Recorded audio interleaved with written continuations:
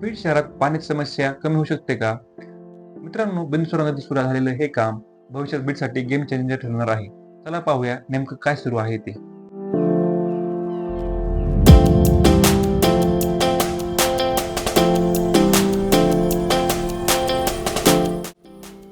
बीड शहरात पाण्याची समस्या कमी होण्याच्या दिशेने एक महत्त्वाचं पाऊल टाकलं जातंय. बिंदुसरा नदीत सुरू असलेले हे काम भविष्यात बीडसाठी मोठा बदल घडू शकतं. चला पाहूयात नेमकं हे काय काम आहे ते.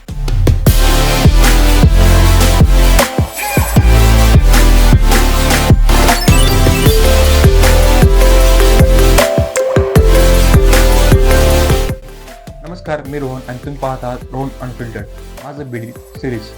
या सिरीजमध्ये आपण बीड शहरातील विकास कामं, बदल आणि सुरू असलेले प्रकल्प जवळून पाहतो. आज आपण आलो आहोत बिंदुसरा नदीच्या पात्रात, जिथे पुलकम कोल्हापुरी पद्धतीच्या बंदराचं काम सुरू आहे आणि सध्या ते प्रगतीपथावर आहे. हा प्रकल्प बार्शीनागा परिसरातील बिंदुसरा नदीच्या पात्रात उभारला जात आहे. या प्रकल्पाची खास गोष्ट म्हणजे ही रचना पूल आणि बंधारा या दोन्हीचं संयोजन आहे. अर्थातच नदीतील पाणी अडवण्यासाठी बंधारा व वाहतुकीसाठी पूल अशी दुहेरी सुविधा येथे उपलब्ध होणार आहे.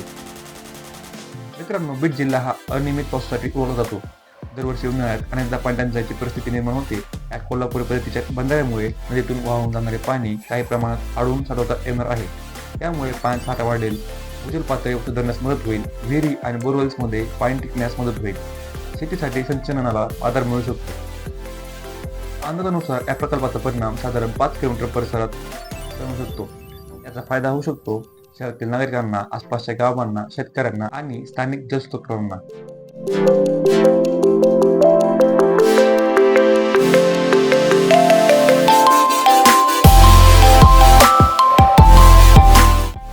महत्त्वाची गोष्ट म्हणजे या प्रकल्पाचं काम सुरू झालं असून सध्या ते प्रगतीपथावर आहे. काम पूर्ण झाल्यानंतर याचा प्रत्यक्ष परिणाम शहराच्या पाणी व्यवस्थापनावर कसा होतो हे पाहणं उत्सुकतेचं ठरणार आहे. आज बीड शहरात रस्ते, फ्लायओव्हर, हायवे आणि पायाभूत सुविधांमध्ये बदल दिसत आहेत. त्यात आता पाणी व्यवस्थापन आणि जलसाठा वाढणारे प्रकल्प देखील सुरू होत आहेत. अशा प्रकल्पामुळे भविष्यात बीड शहराची पाणी परिस्थिती सुधारण्यास मदत होऊ शकते. त्यासोबतच पुलाचे दुहेरीकरण सुरू असल्याने भविष्यात पूल हा मोठा होणार. त्यासोबतच वाहतूक व ट्रॅफिक मध्ये नवीन बदल दिसणार. याचा सर्वात जास्त फायदा बीडच्या नागरिकांना मिळेल. तर हा होता बिंदुसरा नदीवरील पुलकम कोल्हापूर बंदराचा प्रकल्प. तो सध्या प्रगतीपथावर आहे आणि भविष्यात बीडसाठी महत्त्वाचा बदल करू शकतो.